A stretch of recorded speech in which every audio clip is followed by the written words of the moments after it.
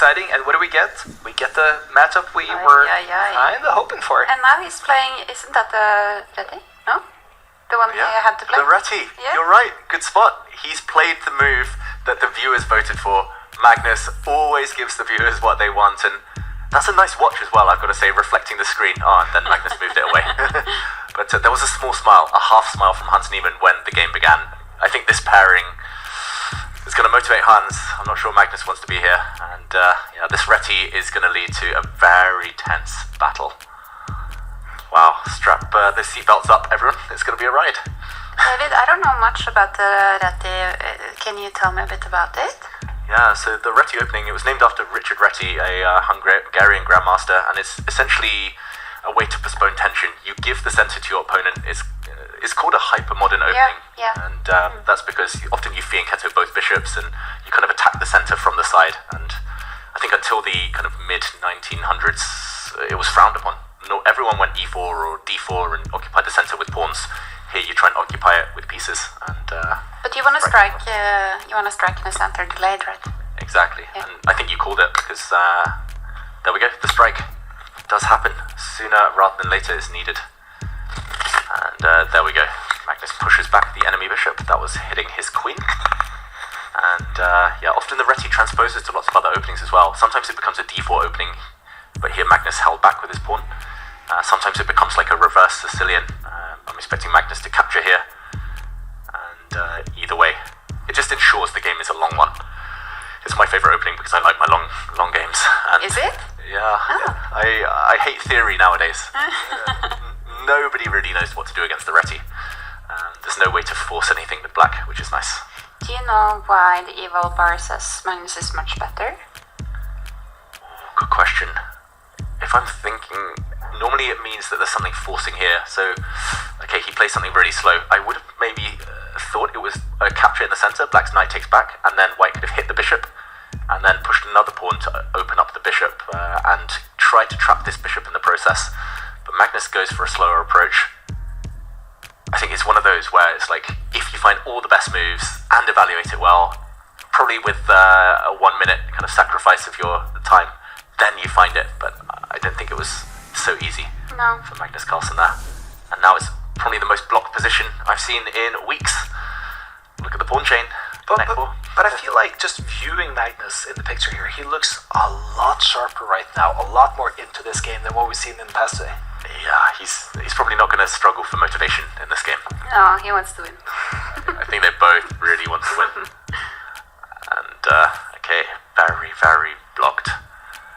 When Magnus beat Hans a couple of weeks ago on his route to 11 out of 11, he went for a very different approach. He actually tried to force a draw Magnus, all pieces off the board, straight to the endgame. Here he's totally switched up the strategy. He's trying to play the slowest game possible. Probably he'll retreat his bishop, there we go. And he's going to try and build eventually.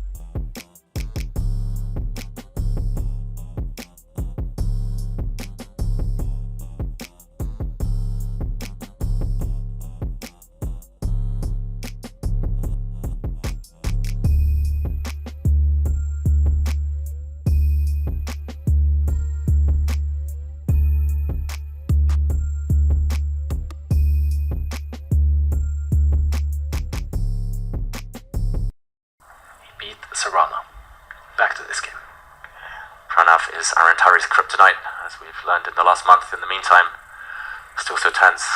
Magnus almost repeating moves here. The knight is on the side of the board though, so if it doesn't get back in the game, then long term the bishop could become better. If the white bishop can somehow teleport and go behind and win some pawns, if the rooks, for example, disappear from the board, then the bishop will be the superior piece. But for now, Hans has enough compensation, although Magnus is turning it in his favour, and he's almost ready. He's going to bring his king forward. He's going to push his pawns. These two are connected pass pawns. And he's finally got them going. Magnus now massively better after manoeuvring for so long, but has it cost him too much time on the clock? But what a maneuvering job though. Yeah. Look at that white king. It's so much better than it's ever been. Now the bishop will cover the square the knight wants to use. White's rook is coming in. This is a winning advantage for Magnus Carlsen. And Magnus is very fast right now. Yeah, he's sped up. And this pawn is dropping. Hans reacts. If you take that rook off, it's going to be replaced by an even stronger pawn. Oh, this is torture now. Beautiful strategy from Magnus. Bishop on dark squares, pawns on light squares. Just needs to move his king away, or take that knight even. Would you take it? Oh yeah. With no time on the clock, you don't want to blunder a royal fork. Knight fork. Now the king is going to come round, support its pawns. Black's pass pawn is blockaded. Magnus with enough time, surely. Just bring his rook back. Hans is doing his best here to try and complicate the position. He's trying his best, but white's pawn's too strong. He's going to centralise his king. He's going to try and win this pawn at least, but the white pawn one square from touchdown. 10 seconds versus 10 seconds. It's a scramble. Magnus, though, starts from a winning position. Gives a check. The black king struggling. No moves for Hans Niemann. It's going to be a king and pawn endgame. Magnus can pre-move his king forward. Those pawns trap the black king. Here we go, barring stalemate or a flag. Magnus Carlsen's going to win. 4 seconds versus 2 seconds. He's got 2 queens. Can he give checkmate? 3 seconds left. He's going to deliver the killer blow just in time. Magnus takes the win. And that was just a spectacular game that we were hoping for here. Wow, that my was God. so tense. That was too exciting.